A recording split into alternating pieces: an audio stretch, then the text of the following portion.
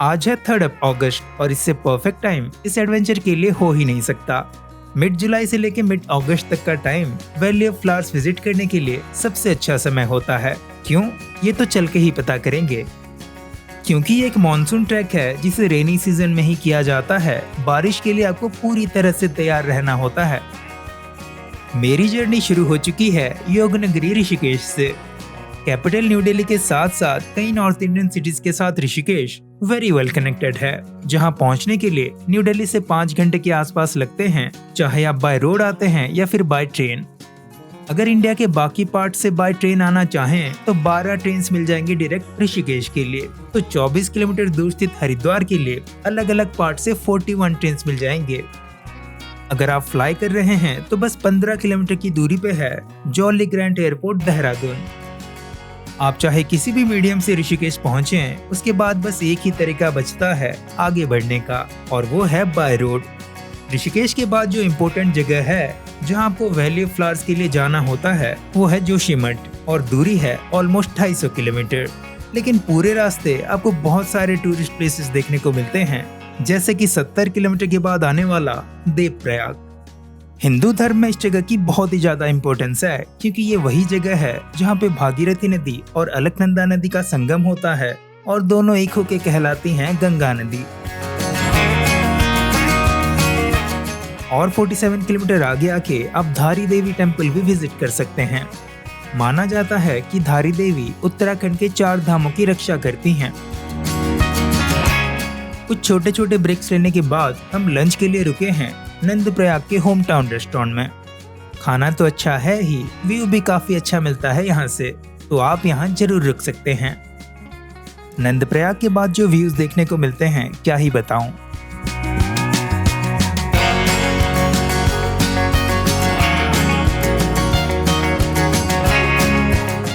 वैसे मैं आपको बता दूं कि मैं इस बार एक डाइवर्स ग्रुप के साथ ट्रैवल कर रहा हूं, और मैंने ये ट्रिप बुक की है जस्ट ट्रैवल के वेबसाइट से, और हमेशा की तरह ये भी स्पॉन्सर्ड नहीं है।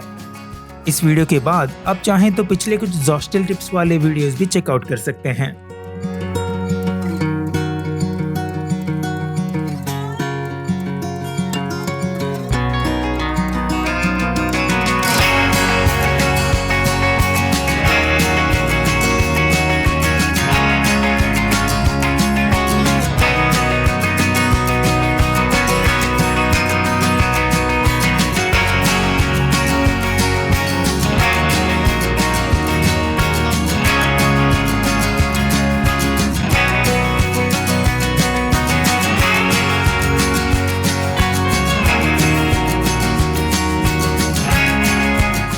एक लंबे लेकिन बेहद सीनिक ड्राइव के बाद हम जोशीमठ पहुंच चुके हैं, जिसे ज्योतिर्मठ भी कहा जाता है।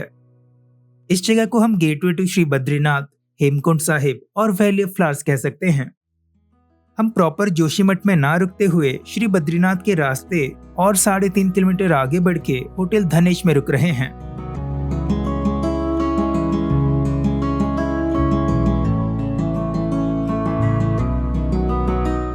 रात को करना था तो बस डिनर और फिर रेस्ट, पर ये जान के एक थ्रिलिंग वाली फीलिंग आई कि रात के 9 बजे के बाद यहाँ भालू निकल सकते हैं।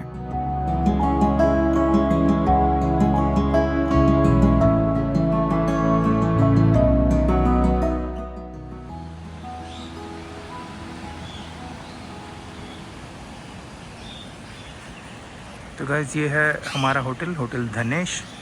Good morning guys. तो आज है 4 अगस्त और वैली ऑफ फ्लावर्स ट्रैक का दूसरा दिन है आज। कल पहला दिन था और पहले दिन में हम आए ऋषिकेश से जोशीमठ। डिस्टेंस था करीब 250 किलोमीटर, तो हमें कवर करने में करीब 9 घंटे लग गए। और आज है ट्रैक का दूसरा दिन, मतलब आज एक्चुअल ट्रैक शुरू होता है। हमें अभी जाना है गोविंद घाट। गोविंद घाट का डिस्टेंस है यहाँ से 11 किलोमीटर। पहुँचने में 20-30 मिनट लगेंगे बस। और वहाँ से फिर हमें जाना है पुलना, और पुलना से ट्रैक जो है हमारी स्टार्ट होती है। तो पुलना से 10.5 किलोमीटर ट्रैक करके हम पहुँचने वाले हैं आज घांगरिया। 7-8 घंटे तो लग ही जाएंगे। पुलना से एक्चुअल ट्रैक स्टार्ट होता है। पुलना तक ड्राइव करके जा सकते हैं, लेकिन हमें गाड़ी चेंज करना होगा गोविंद घाट में, क्योंकि बाहर के जो गाड़ी होते हैं वो अलाउड हैं टिल गोविंद घाट। उसके बाद आपको वहाँ पे जो गाड़ी चलते हैं उन्हें लेना पड़ता है, बाहर की गाड़ी अलाउड नहीं है। तो अभी चलते हैं, सामान वामान लोड हो रहा है गाड़ी में, सारे तैयार हो गए हैं। ब्रेकफास्ट हमने कर लिया है। ब्रेकफास्ट में आलू पराठे और कर्ड और फ्रूट सैलेड था। तो चलते हैं, मिलता हूँ मैं रास्ते में।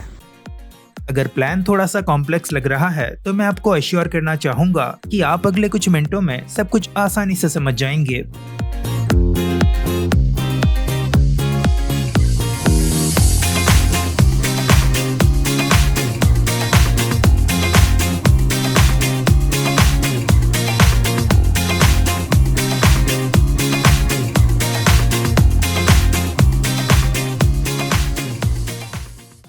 गाइस, तो हम गोविंद घाट पहुंच चुके हैं और हमें फ्यू 100 मीटर्स चल के जाना होगा गाड़ी बदलने के लिए, पुलना के लिए।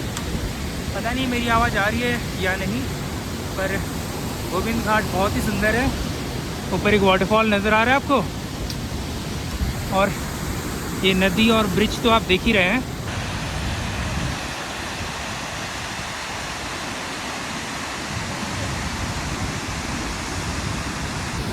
तो हमारी गाड़ी पार्किंग हुई वहाँ पे, और इधर से वॉक करके यहाँ पे गाड़ी मिलती है पुलना के लिए।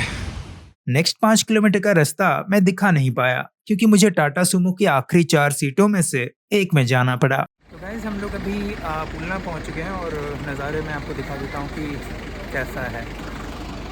यूहू, मज़ा आ रहा है ना काफ़ी।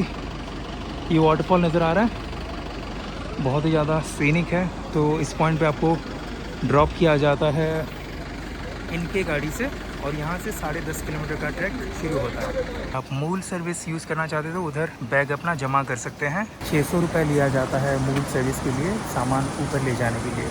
बारिश अभी रुकी है थोड़ी देर, सुबह तो हो रही थी, लेकिन ह्यूमिड तो है मौसम, पसीना आने लग रहा है। और मैं तो तैयार हूँ पोंचो वोंचो लेके, तो सामान का कोई डर नहीं है भीगने का। तो चलते हैं।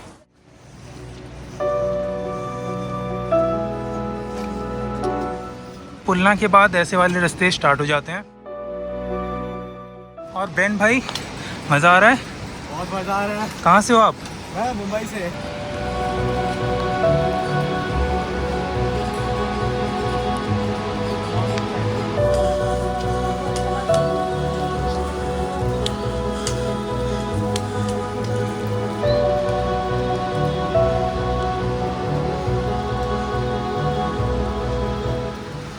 तो पहले 2 किलोमीटर में आपको चढ़ाई थोड़ी स्टीप लगेगी, उसके बाद थोड़ी सी आसानी हो जाती है।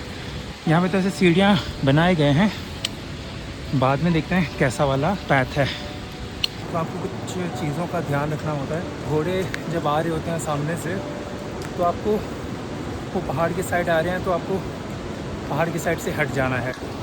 मतलब वो इस साइड से आ रहे हैं तो आपको इधर हो जाना है, इस साइड से आ रहे हैं तो आपको इधर हो जाना है, क्योंकि वो खुद से डायरेक्शन नहीं बदलते और कुछ भी हो सकता है, तो आपको केयरफुल रहना पड़ता है।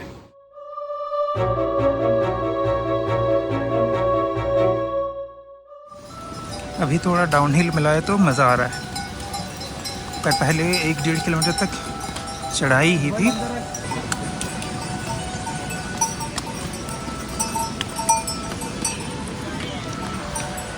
अभी नीचे उतरने में बड़ा मज़ा आ रहा है। इसी रास्ते में ही दिक्कत होगी लौटते समय, बस अप डाउन चलता रहेगा। देखते हैं कहाँ तक डाउन ही है। यहाँ पे मुझे कुछ शॉप्स नज़र आ रहे हैं, 2 किलोमीटर ऑलमोस्ट होने वाले होंगे। तो ये पहला ऐसा गांव है जहाँ पे आपको कुछ शॉप्स नज़र आएंगे, और यहाँ पे आप कुछ रिफ़्रेशमेंट की चीज़ें ले सकते हैं, पानी बॉटल वगैरह अगर आपको यूज़ करना ही है, नहीं तो आप रिफ़िल कर सकते हैं नेचुरल हिमालयन स्प्रिंग से। पर ये सब आपको मिल जाएगा यहाँ पे।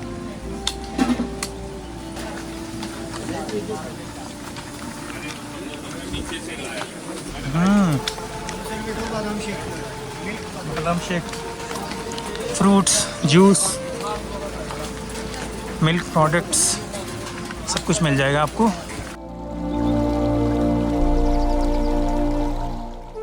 व्युंदर यहाँ से और 5 किलोमीटर दूर है, जो कि शायद मिड पॉइंट है। तो ये जो गांव है यहाँ से और 5 किलोमीटर दूर है व्युंदर।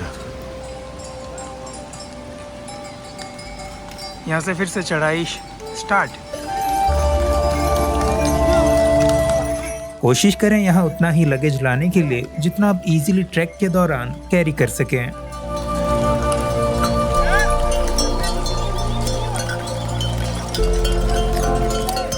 पहले से स्टार्टिंग पॉइंट पुलना से भी मूल के जरिए आप बैग वैग अपना ऊपर पहुंचा सकते हैं, और बीच में भी आप थक जाते हैं तो बीच में भी आपको लोग ऐसे पिट्ठू के लिए पूछते रहते हैं, तो आप थोड़ा बहुत नेगोशिएट कर सकते हो। 400 500 300 जो भी जितना डिस्टेंस बाकी होगा उस हिसाब से आप रेट डिसाइड कर लेना। अभी नीचे से 600 रुपये ले रहे थे, एक भैया मुझे बोल रहे थे कि 600 रुपये दे दो, तो वो कम करके 400 तक भी आ गए थे। मेरा बैग भारी है ना, पर मैंने खुद को एक चैलेंज किया है, देखते हैं आराम से पहुँचता हूँ कि नहीं।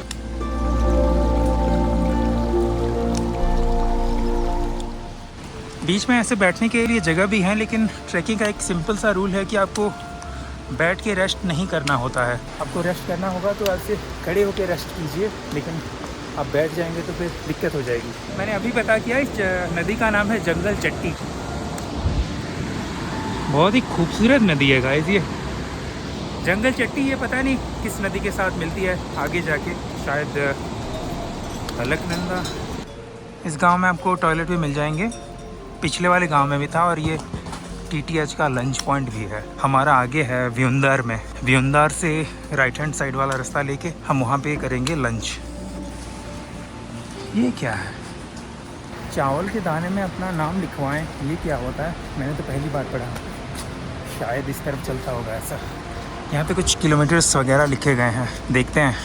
यहाँ से हेमकुंड साहिब है 13 किलोमीटर, घांगरिया 7 किलोमीटर, ये अच्छा लगा पढ़ के। और व्युंडार गांव यहाँ से है 3 किलोमीटर। घांगरिया जो कि आज का डेस्टिनेशन होने वाला है, और 7 किलोमीटर दूर है। अब टाइम हो चुका है एक और वाटरफॉल का।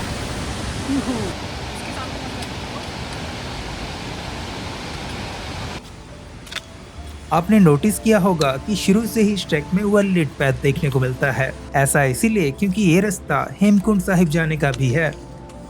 घांगरिया तक वैली ऑफ फ्लावर्स और हेमकुंड साहिब का रास्ता कॉमन है।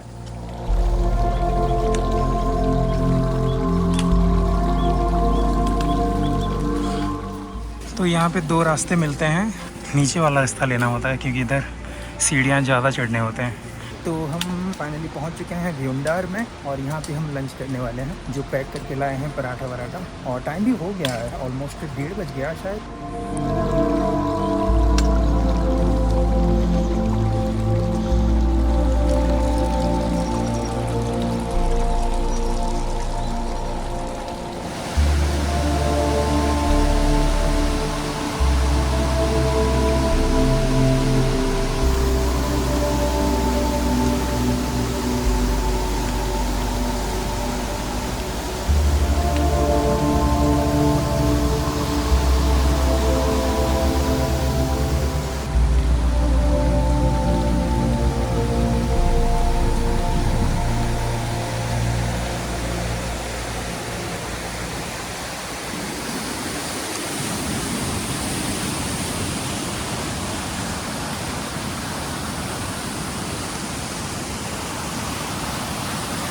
मज़ा आ गया। मैं सोच रहा था उस ब्रिज के ऊपर से जाएंगे, पर नहीं, इस छोटे ब्रिज से अब क्रॉस करते हैं।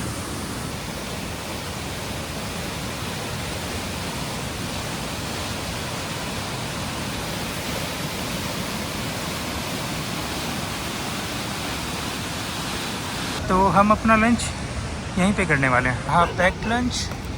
मुझे पता नहीं है कि क्या दिया गया है, बट रोटी और पराठा इनमें से कुछ हो सकता है। ओके, रोटी और पत्ता गोभी की सब्जी। एक करीब 1 घंटा ले लिया हमने। मुझे लगता है इतना नहीं लेना चाहिए था, बट चलता है। आधे से ज़्यादा हमने कवर कर लिया है, तो नो वरीज। तो आप ऊपर आते हैं, और ये वाला रास्ता जाता है वैली ऑफ फ्लावर्स के लिए, और ये वाला रास्ता जाता है हैंगिंग ब्रिज तक के लिए। और वहाँ के उस पार क्या है मैं आपको पता करके बताऊँगा।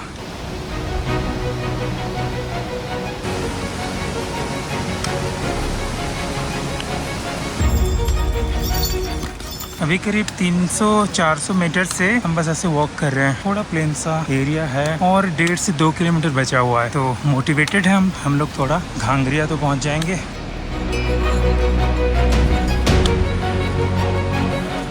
घांगरिया अभी भी 2 किलोमीटर है। पिछले 5 किलोमीटर से 2 किलोमीटर की दूर है घांगरिया।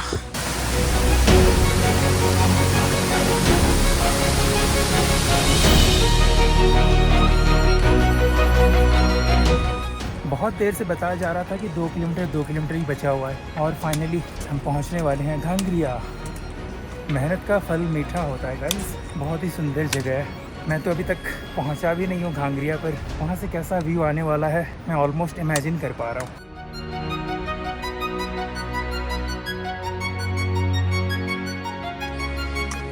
हेमकुंड साहिब 7 किलोमीटर और घांगरिया 600 मीटर।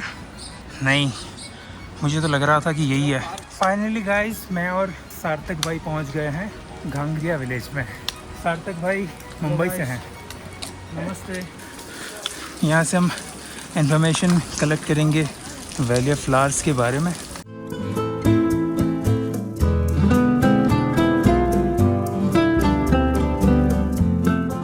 ये है घांगरिया, जो दोनों वैली ऑफ फ्लावर्स और हेमकुंड साहिब ट्रैक का बेस विलेज है। ये विलेज सी लेवल से 10,000 फीट या 3,050 मीटर ऊपर स्थित है।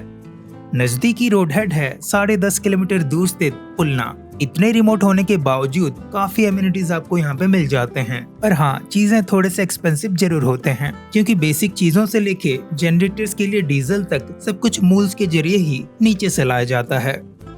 कपड़े सुखाने के लिए आपको 200 रुपए और ट्रैकिंग शूज सुखाने के 300 रुपए देने होते हैं। इन दोनों चीजों का भीगना ऑलमोस्ट तय ही होता है, क्योंकि ये एक मानसून ट्रैक जो है। होटल्स में गीजर्स होने के चांसेस कम होते हैं, पर एक बाल्टी गर्म पानी आपको 100 रुपए देके जरूर मिल सकता है। क्योंकि आप यहाँ नीचे से ट्रैक करके या फिर ऊपर से ट्रैक करने के बाद वापस पहुँचते हैं, फुट और बॉडी मसाज के सर्विसेज आपको जगह जगह देखने को मिल जाते हैं। खाना यहाँ का सिंपल होता है। पंजाबी और नॉर्थ इंडियन चीजों के साथ साथ जलेबी, गुलाब जामुन, समोसे, कचौड़ी, बादाम शेक, चाइनीज और भी बहुत कुछ मिल जाते हैं। जबकि घांगरिया के सेंटर में है गुरुद्वारा, जहाँ पे आपको लंगर भी मिल सकता है। मूल्स यहाँ पे आपको हर तरफ दिखाई देते हैं और वो यहाँ के मेन मोड ऑफ ट्रांसपोर्ट हैं। आप हेमकुंड साहिब मूल्स पे बैठ के जाना चाहें तो जाने के 1800 से 2000 रुपए और वापस लौटने के 1000 रुपए देने होते हैं। बाकी चार्जेस कुछ इस प्रकार हैं। भीड़ भाड़ से दूर इस छोटे से सेटलमेंट में इवनिंग वॉक करना इस ट्रिप के कुछ ब्यूटीफुल मेमोरीज में से एक है। आज के मुकाबले कल थोड़ी सी कम ट्रैक करनी है। 4 किलोमीटर जाना है, 4 किलोमीटर आना है, 8 प्लस थोड़ा सा जो वैली ऑफ फ्लावर्स एक्सप्लोर करेंगे तो वो भी अराउंड 10 किलोमीटर का होगा, लेकिन आज के जितना टफ नहीं होगा ऐसा लग रहा है। और आज ट्रैक का पहला दिन भी था तो थोड़ा अब रिदम बन चुका है, तो कल शायद सही रहेगा। डिनर में था रोटी, चावल, दाल, मटर मशरूम और गुलाब जामुन।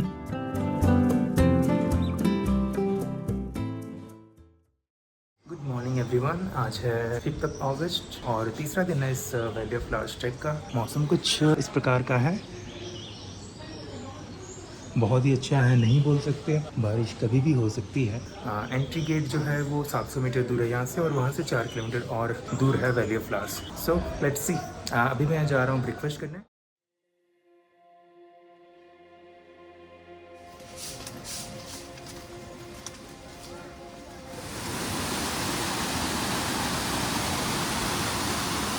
हेमकुंड साहिब 6 किलोमीटर के डिस्टेंस पे है इधर से, और यहाँ से एक शॉर्टकट है। दोनों रास्ता एक ही है, तो हम ये वाला ले रहे हैं ऑब्वियसली। और सार्थक भाई गुड मॉर्निंग। एक्साइटेड?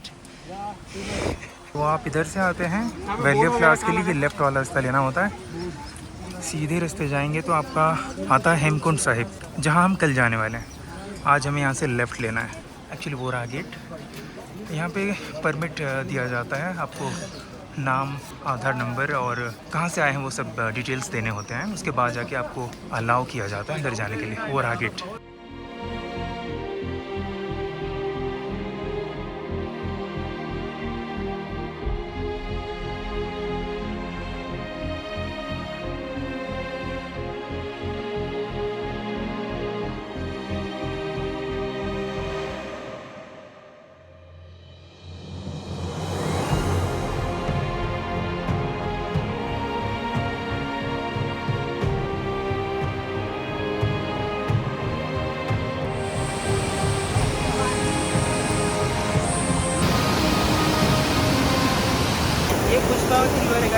तो यहाँ तक ग्रेजुअल सी चढ़ाई थी, लेकिन यहाँ से अब स्टीप चढ़ाई स्टार्ट हो जाती है। 2 किलोमीटर तक स्टीप चढ़ाई है अब।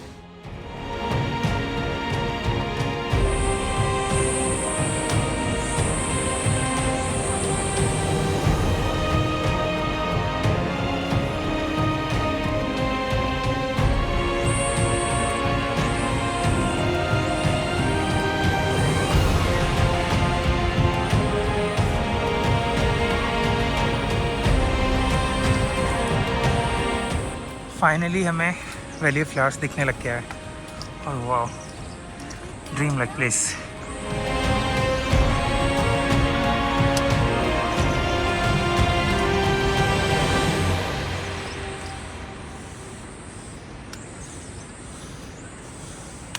Vaman Dhaud 2 kilometre, Margaret Legge grave 3.5 kilometre और पुष्पावती रिवर बेड 4.5 किलोमीटर।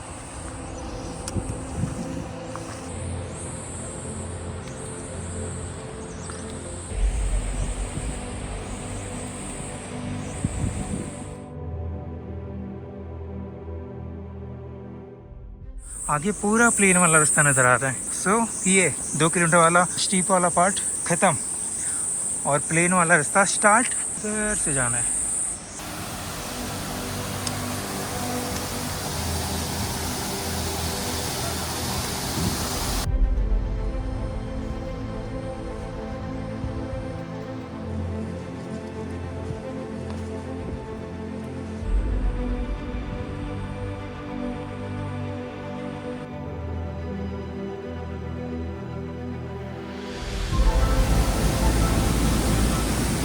अच्छा, वाटरफॉल तो नहीं है, एक मेकशिफ्ट ब्रिज है।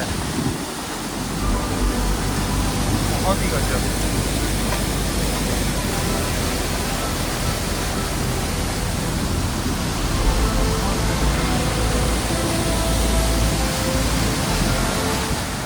अभी इस ब्रिज के बाद से ही वैली ऑफ फ्लावर्स स्टार्ट हो जाता है। अंदर आप जितना चाहें एक्सप्लोर कर सकते हैं। तो ये है start of valley of flowers.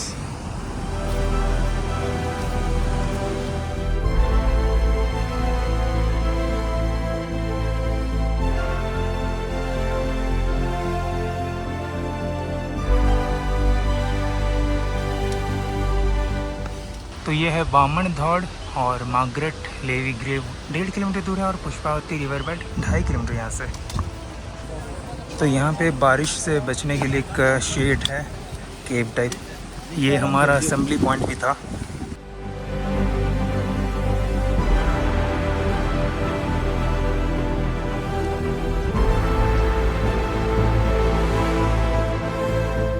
C level से 11,000 से 12,000 फीट की ऊंचाई पे उत्तराखंड के गढ़वाल हिमालयस में बसा है।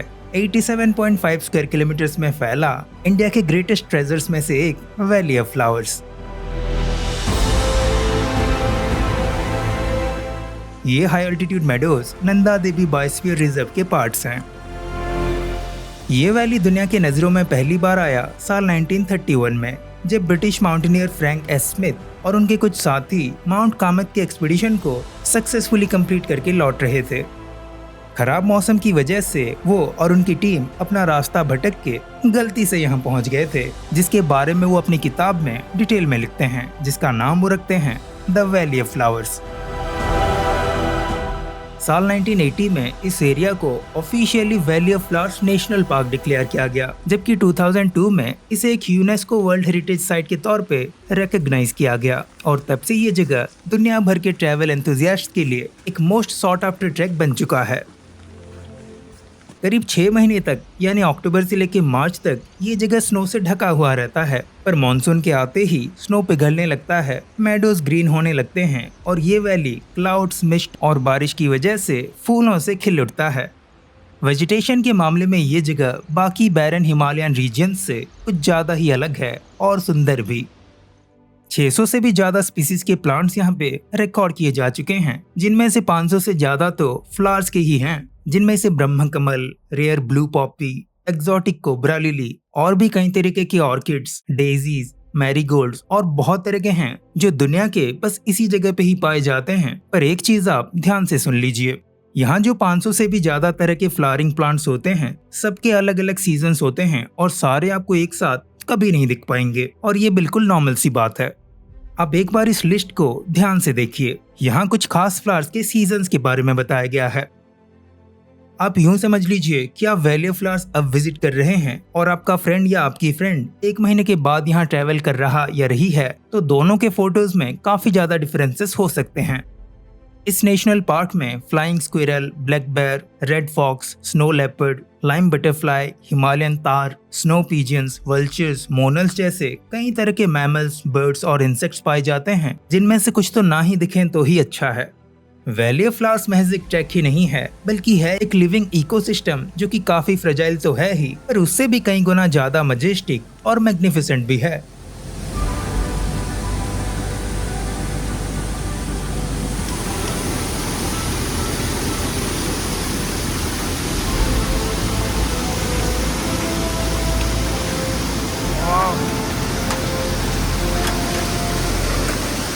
ज़्यादा बारिश होती है तो ये मेकशिफ्ट ब्रिज वगैरह बह जाते हैं और पानी का लेवल बढ़ जाता है। तो आप इसी तरह आगे चलेंगे तो आपको ग्रेवयार्ड और रिवरबेड मिलेगा।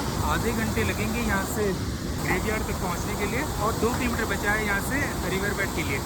तो रिवरबेड के लिए तो बिल्कुल टाइम नहीं है, 12 बज चुका है एक्चुअली, 12:10 हो रहा है, तो मुझे वापस निकलना पड़ेगा क्योंकि 1 बजे मुझे वहाँ पत्थर के पास पहुंचना है। तो ग्रेवयार्ड भी मैं नहीं जा पा रहा हूँ और रिवरबेड भी नहीं जा पा रहा हूँ। इसके लिए आपको अर्ली मॉर्निंग से ही निकलना पड़ेगा और आपका पेस फास्ट होना चाहिए। जल्दी आने की कोशिश करें जब भी आपको ग्रेवयार्ड और रिवरबेड जाना होगा। आगे और 2 यार्ड स्ट्रीम्स भी हैं।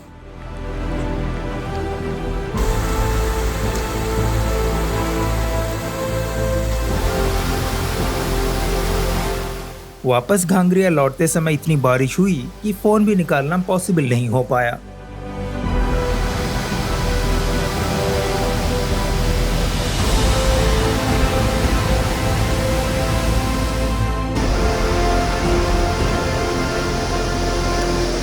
और आते समय जहाँ पे इतना कम पानी था, वहाँ कुछ ऐसी हालत हो गई थी। मैंने तो इसे किसी भी तरह से 3 और लोगों के साथ क्रॉस कर लिया, पर जो सब मेरे पीछे थे उन्हें करीब आधा घंटा रुकना पड़ा और लोकल्स की मदद के बाद वो लोग ह्यूमन चेन बना के ही वापस आ पाए। और ये सब हम सब काफी दिनों तक याद रखने वाले हैं।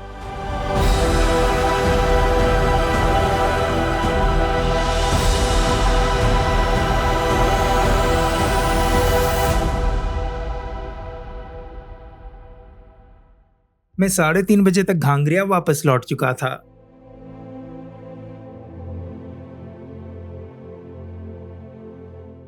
आज तो हमें हेमकुंड साहिब जाना था, पर खराब मौसम की वजह से हमारे साथ साथ इंडिया हाइक्स जैसे कुछ और ट्रैकिंग कंपनीज ने भी आज के लिए हेमकुंड साहिब की ट्रैक को कैंसिल कर दी है।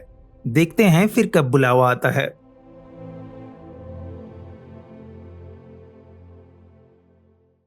घांगरिया में एक पीसफुल डे स्पेंड करने के बाद अब बारी थी इस जगह को अलविदा कहने की।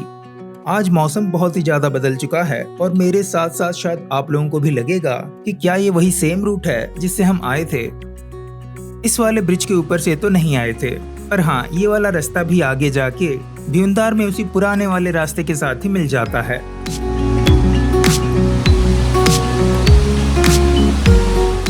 तो दोस्तों, आगे की जर्नी के बारे में जानेंगे अगले एपिसोड में। इस वाले एपिसोड में क्या कमी रह गई कमेंट करके जरूर बताएं। इस एपिसोड को यहीं पे रखते हैं, मिलते हैं अगले एपिसोड में। तब तक के लिए bye bye, take care and keep travelling.